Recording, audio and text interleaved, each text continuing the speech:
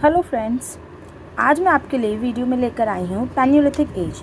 देखिए, हमने previous video में पढ़ी थी टाइमलाइन, एशियंट हिस्ट्री की टाइमलाइन हमने पढ़ ली थी। आज मैं आपको उसकी सीरीज़ के हिसाब से पढ़ाने वाली हूँ। ओके, तो आज की वीडियो में हम लोग पढ़ेंगे पैलियोलिथिक एज। पैलियोलिथिक एज का जो टाइम पीरियड है 5 लाख से लेकर 10,000 BCE तक आता है और इसको ओल्डेस्ट स्टोन एज भी कहते हैं। हमने पैलियोलिथिक एज को 3 पोर्शंस में डिवाइड किया हुआ है: lower palaeolithic age, middle palaeolithic age और अपर पैलियोलिथिक एज, और इनका टाइम पीरियड भी नीचे मेंशन किया गया है। अब ना ज़्यादा टाइम वेस्ट करते हुए मैं आपको इनके बारे में बताती हूँ कि इनमें डिफरेंस क्या है।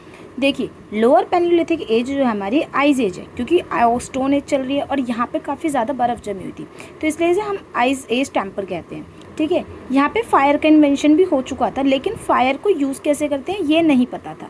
फायर हमें मिल तो गई थी, लेकिन अभी तक यहाँ पे जो लोग थे उन्हें पता नहीं था। एक्चुअली हम ये भी नहीं कह सकते कि लोग थे, क्योंकि अभी तक वहाँ के जो इंसान थे और जानवर थे वो 4 पैरों पे ही चल रहे थे, 2 पैरों पे नहीं चल रहे थे। ठीक है, तो उन्हें पता नहीं था कि फायर का इन्वेंशन, फायर को यूज़ कैसे किया जाता है।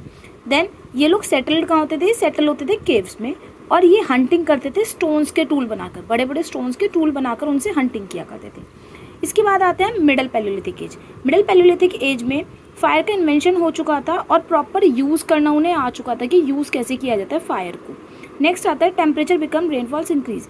कोल्ड टेम्परेचर हो गया था, मतलब टेम्परेचर यहाँ पे प्रॉपर आइस थी और यहाँ पर अब थोड़ा टेम्परेचर कम हो, मतलब बढ़ने लगा था, रेनफॉल होनी शुरू हो गई थी। अब रेनफॉल हो रही थी तो जिस वजह से वहाँ पे आइस हल्की मेल्ट होती थी पानी की गिरने की वजह से, मतलब अब थोड़ा सा वार्म होना शुरू हो चुका था। नेक्स्ट, इसके जो स्टोन्स थे यहाँ पर भी हंटिंग स्टोन्स से ही होती, इसलिए हम इसे स्टोन एज भी कहते हैं। हंटिंग स्टोन से ही होती, लेकिन लोअर पैलियोलिथिक एज से ज़्यादा छोटे होते हैं, मतलब यहाँ पे काफ़ी बड़े बड़े यूज़ किए जाते हैं, यहाँ पे छोटे छोटे हमने यूज़ किए हैं स्टोन्स को, टूल्स को। ठीक है, देन लास्ट हम आते हैं upper palaeolithic age. Upper palaeolithic age में देखो, अपर पैलियोलिथिक एज में एक तो टेम्परेचर जो था ना वो एंड, आइस एज जो थी हमारी एंड होनी शुरू हो गई थी, और जो टेम्परेचर था वो वार्म हो चुका था, मतलब जो हमारा क्लाइमेट था अब टेम्परेचर इंक्रीज होना शुरू हो गया था, तो climate become warm, ice age end, ice age खत्म हो चुकी थी, टेम्परेचर वार्म होना शुरू हो गया था। सबसे बड़ी चीज़ यहाँ पे पहली बार डोमेस्टिकेशन ऑफ एनिमल शुरू हो गया था, मतलब जानवरों को पालना शुरू कर दिया था। ठीक है, जो थार डेजर्ट था वो ड्राई होना शुरू हो गया था। होमोसेपियंस बनने शुरू हो गए थे। होमोसेपियंस मतलब कि अब जो जानवर था वो 2 पैरों पे खड़ा होना शुरू हो गया था इंसानों की तरह। ठीक है, और यहाँ पे बोन्स के टूल्स भी यूज़ किए जाने लगे थे। जो बड़े बड़े जानवर थे उनकी हड्डियों के टूल्स बनाया करते थे। देन यहाँ पे जो डोमेस्टिकेशन किया जाता था एनिमल्स का, वो किस किस का किया जाता था? कैटल, शिप एंड गोट को, और ये लोग सेटल्ड होते थे मेंस के साथ, मतलब मेंस के साथ रहना शुरू कर देते। और हमें अपर पैलियोलिथिक एज में कितनी साइट्स फाइंड हुई हैं?